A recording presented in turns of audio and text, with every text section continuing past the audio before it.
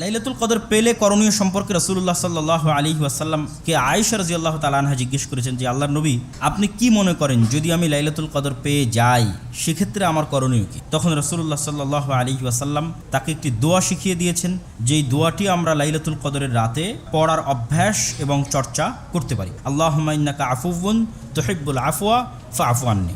আল্লাহুম্মা ইন্নাকা আফুউন, হে আল্লাহ আপনি ক্ষমাশীল, তুহিব্বুল আফওয়া আপনি ক্ষমাকে ভালোবাসেন, ফাআফু আন্নি অতএব আমাকে ক্ষমা করেন। তো এই হাদিস থেকে আরও একটা জিনিস আমাদের কাছে পরিষ্কার এবং স্পষ্ট হয় যে মানুষ যদি বুঝতে পারে যে সে এমন একটা সুযোগ পাচ্ছে যেই সুযোগে সে আল্লাহকে কিছু বললে আল্লাহ সুবহানাহু ওয়া তাআলা কবুল করবেন, তাহলে মানুষের সবার আগে ক্ষমা চাওয়া উচিত। এই একটা শিক্ষা আমরা এই হাদিস থেকে পাচ্ছি যে রাসূল সাল্লাল্লাহু আলাইহি ওয়াসাল্লাম বলছেন আয়েশা রাদিয়াল্লাহু আনহাকে যে লাইলাতুল কদর যদি পেয়ে যাই, বুঝতে পারি যে আজ মনে হচ্ছে আজকে রাত লাইলাতুল কদর, তাহলে কি বলবো? তো মানুষের তো অনেক কিছু চাওয়ার আছে, তার মধ্যে রাসূল সাল্লাল্লাহু আলাইহি ওয়াসাল্লাম প্রাধান্য দিলেন ক্ষমা চাওয়াটাকে, যে আল্লাহুম্মা ইন্নাকা আফুউন, হে আল্লাহ আপনি ক্ষমাশীল, তুহিব্বুল আফওয়া আপনি ক্ষমাকে ভালোবাসেন, ফাআফু আন্নি আপনি আমাকে ক্ষমা করেন। তো ক্ষমা চাওয়াকে কেন রাসূল সাল্লাল্লাহু আলাইহি ওয়াসাল্লাম প্রাধান্য দিলেন?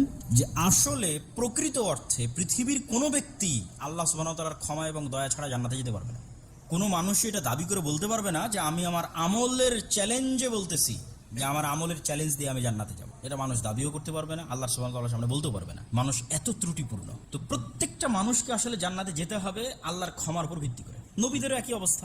আদম আলাইহিস সালাতু ওয়াস সালামও কিয়ামতের মাঠে বলবেন, আফসোস করবেন যে আমি যে ভুল করেছিলাম সেটা আল্লাহ ক্ষমা করেছে কিনা, এবং আমি দুনিয়াতে বারবার বলে এসেছি রব্বানা যালামনা আনফুসানা ওয়া ইল্লাম তাগফির লানা ওয়া তারহামনা লানাকুনান্না মিনাল খাসিরিন, ক্ষমা চেয়ে এসেছি। তো প্রত্যেক নবীর কাছে গেলেই প্রত্যেক নবী তার নিজ নিজ একটা না একটা অপরাধের কথা স্মরণ করাবেন জনগণকে এবং বুঝাবেন যে তাদের সবচেয়ে বেশি দরকার আল্লাহর ক্ষমা। তো পৃথিবীতে কেউই তার নিজের আমল দিয়ে জান্নাতে যাওয়ার দাবি করতে পারবে না। ফলত আমরা যদি বুঝতে পারি যে এই সময় আল্লাহ সুবহানাহু ওয়া তাআলা আমাদের দোয়া কবুল করতেছেন, অথবা এই রাতটা লাইলাতুল কদরের রাত, তাহলে আমাদেরকে অবশ্যই লাইলাতুল কদরের রাতে আমাদেরকে ক্ষমা চাওয়ার চেষ্টা করতে হবে। লাইলাতুল কদরের রাত সম্পর্কে আরও দুই একটি গুরুত্বপূর্ণ জরুরি নির্দেশনা, যা এই পবিত্র কোরআনের সকল আয়াত এবং লাইলাতুল কদর কেন্দ্রিক সকল হাদিস এগুলো সবগুলোকে সামনে রাখলে একটা জিনিস স্পষ্ট, যে আমরা লাইলাতুল কদরকে যেভাবে আনুষ্ঠানিকভাবে রান্নাবাড়ি, পিকনিক আয়োজনের মাধ্যমে যেভাবে আমরা লাইলাতুল কদরকে উদযাপন করি, এটা আসলে লাইলাতুল কদর উদযাপন করা হয় না। গল্প গুজব ইত্যাদির মাধ্যমে ফ্রেন্ড সার্কেলের সাথে, এটা আসলে লাইলাতুল কদর উদযাপন নয়। লাইলাতুল কদর মানুষের ব্যক্তিগত ইবাদত। হ্যাঁ, মানুষ মসজিদে একত্রিত হয়ে ইবাদত করতে পারে,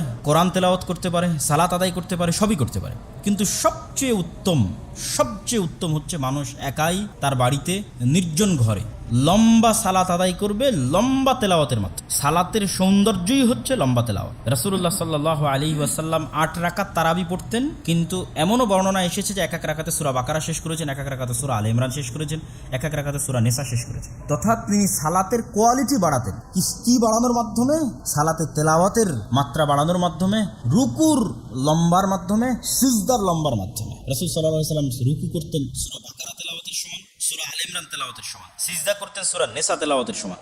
তাহলে কত লম্বা সিজদা হতে পারে, কত লম্বা রুকু হতে পারে। তাহলে লম্বা তেলাওয়াত, লম্বা রুকু এবং লম্বা সিজদার মাধ্যমে রাসূল সাল্লাল্লাহু আলাইহি ওয়াসাল্লাম সালাতের কোয়ালিটি বাড়াতেন, এবং এটাই রাত জাগার শ্রেষ্ঠতম পদ্ধতি। কেননা এখানে একসাথে অসংখ্য ইবাদতের সংমিশ্রণ ঘটে। কোরআন তেলাওয়াত নিজেই একটা শ্রেষ্ঠ ইবাদত, সেটা আপনি সালাতরত অবস্থায় পড়তেছেন, সালাত আদায় করতেছেন, সালাত নিজেই একটা শ্রেষ্ঠ ইবাদত। আপনি সালাত শেষ করে জিকির আজকার তাসবিহ তাহলিল করতেন, সেই তাসবিহ তাহলিল আপনি রুকুতে করতেছেন, সিজদায় করতেছেন। সুবহান রাব্বিয়াল আযীম, সুবহান রাব্বিয়াল আলা, এগুলো তাসবিহ, এগুলো আল্লাহর তাসবিহ, যেগুলো আপনি সালাত শেষে হয়তো আলাদা করে তাসবিহ পড়তেন। তো পুরো রুকু আপনি পড়তে থাকলেন সুবহান রাব্বিয়াল আযীম, সুবহান রাব্বিয়াল আযীম, সুবহান, লম্বা তাসবিহ, যা সালাতের বাইরে, কিন্তু এটা সালাতের মধ্যে হচ্ছে। আবার আপনি হয়তো সালাতের বাইরে গিয়ে হাত তুলে দোয়া করতেন, সেই দোয়াটা আপনি সালাম ফিরার পূর্বে, যত দোয়া আপনার জানা আছে আল্লাহ সুবহানাহু ওয়া তাআলার কাছে করার জন্য কোরআন এবং হাদিসের সব দোয়া আপনি সালামের পূর্বে করতে পারলেন, কিন্তু দোয়াটা হচ্ছে সালাতের মধ্যে। তাহলে একই সাথে সালাতের মধ্যে কোরআন তেলাওয়াত হচ্ছে, সালাতের মধ্যে তাসবিহ তাহলিল হচ্ছে, সালাতের মধ্যে দোয়া হচ্ছে। এই জন্য সবচেয়ে কোয়ালিটিফুল ইবাদত, সবচেয়ে দামি ইবাদত লাইলাতুল কদরের রাতে যা রাসূল সাল্লাল্লাহু আলাইহি ওয়াসাল্লাম করতেন, লম্বা সালাত, লম্বা তেলাওয়াত, লম্বা রুকু, লম্বা সিজদা।